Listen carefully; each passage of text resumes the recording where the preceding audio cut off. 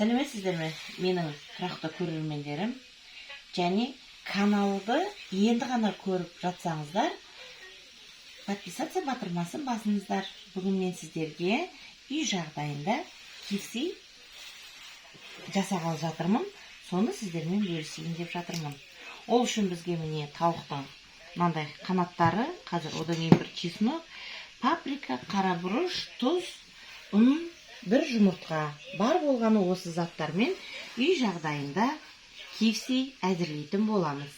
Ал ендеше бастайық.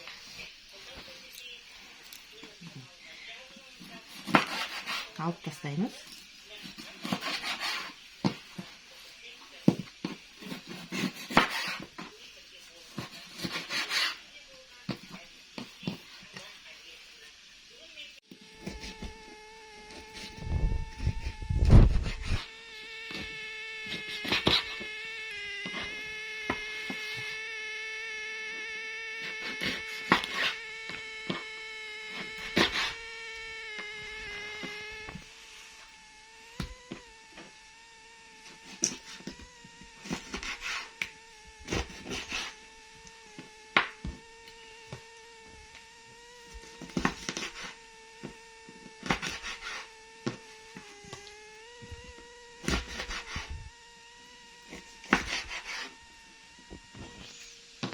Мен бір қабат жуып алғам, сонда да қазір енді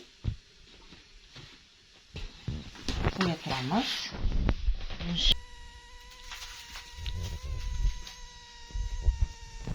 Тұзын қосып алайық. Паприка. Ал менде паприка, қызыл бұрыш деп қалмаңыздар.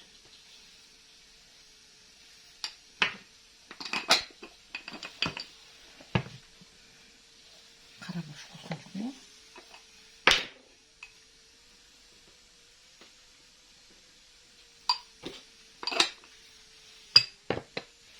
Так, болды.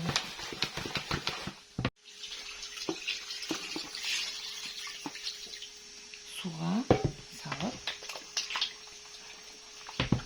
бетін жауып қоя тұрамыз.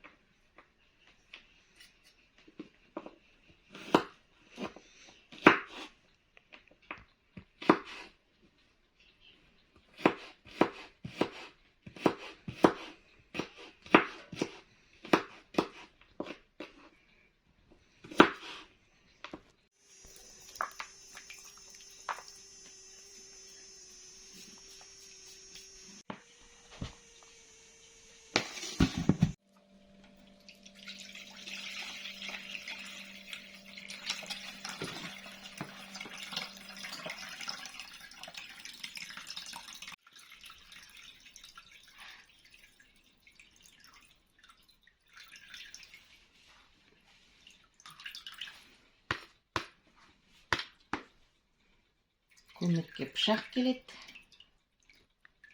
Мәксінің сүзгісі қайда демеңіздер. Сүзгім ескі болып тұр, сіздерге көрсетуге ұялып тұрмын.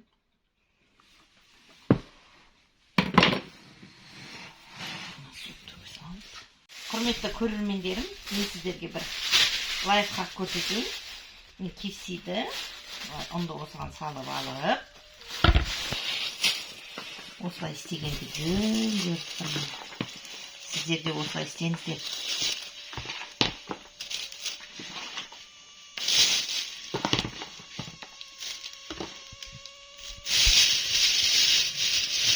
Сіздерді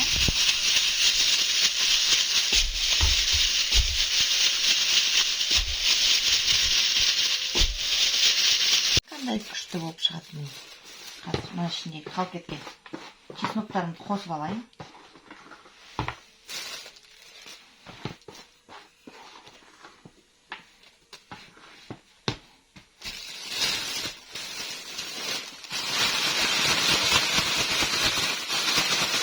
Міне жер көктің бәрін ұңғылмайсыздар, біріншіден.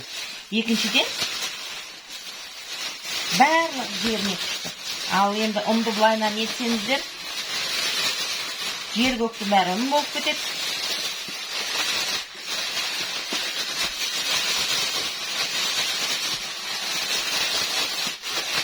Әбден араластырып алыңыздар.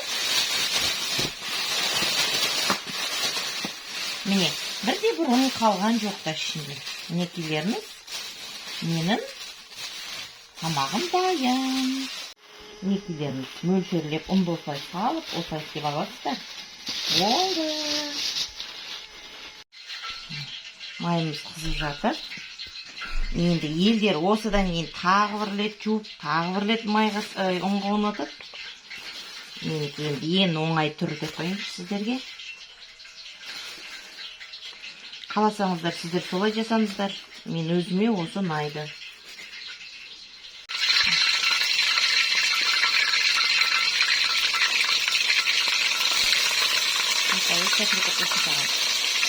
Bismillahirrahmanirrahim.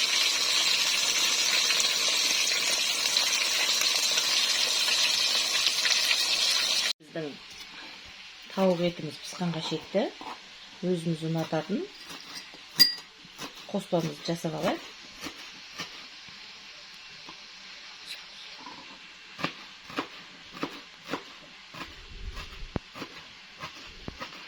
Сіздер өздеріңіз білесіздер, қандай қоспа қосасыздар. Біз өзімізге ұнайтын қоспаны жасап жатырмыз. Бізде дайын соус та бар. Бірақ біз осы өзіміз ұнататын бір қоспаны жасайық деп. Бізде сол осындай сарымсақ, чесноктың шикі күйінде жеген жақсы көреміз деп. Отбасымызбен жақсы көреміз.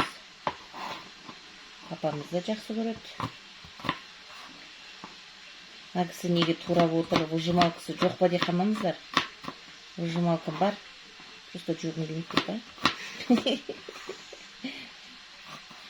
Сонда еңбекқор адаммын да мен. Бәрі турағым келеді деп қалжыңдап отырайын сіздерге. Әзілің жарасса атаңмен ойна деймін, атам қазақ.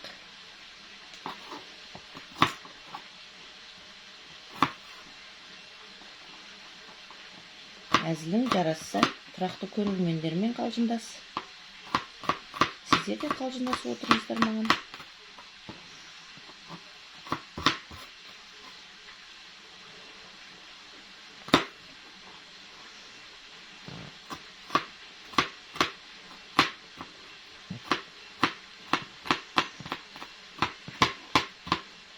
Өздеріңіз білесіздер, біз анау нені галушки пісірғанда да осы чеснокты неме істейміз андай. Шик суға араластырып аламыз ғой соусын. Сол сияқты.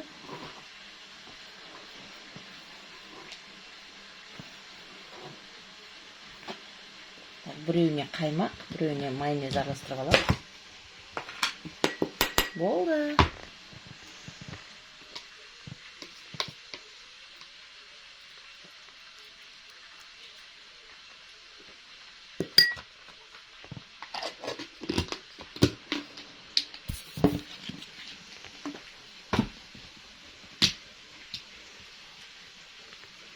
Кепсиіміз дайын болды. Менікі любой рестораннан да күшті болып шықты ғой, не тоже? Иә, өте дәм. Түрі. Дәмі де керемет енді.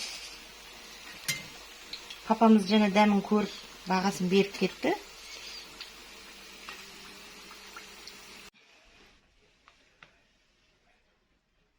Құрметті менің көрермендерім, міне әп-сәтте үй жағдайында мен осы жасауға тырыстым.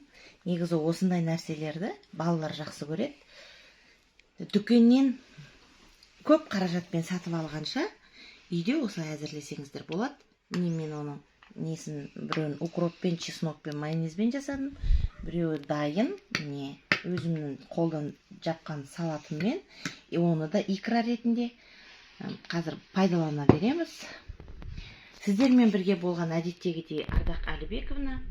қазақша каналды қолдаңыздар. Мені енді ғана көріп жатырсаңыздар, менің каналыма жазылыңыздар. Пайдасы бар деп ойлаймын. Жоқ болса да жазылыңыздар. Мені қолдаңыздар. Қазақ каналын қолдаңыздар. Бүгін міне мерекеге байланысты мерекелік дастархан дайындауға ұмтылып жатырмыз. Сіздер мені бір ғана қоңырауша басу арқылы, бірнеше қоңырауша басу арқылы қандай көңіл күй сыйлайтындарыңызды білсеңіздер ғой.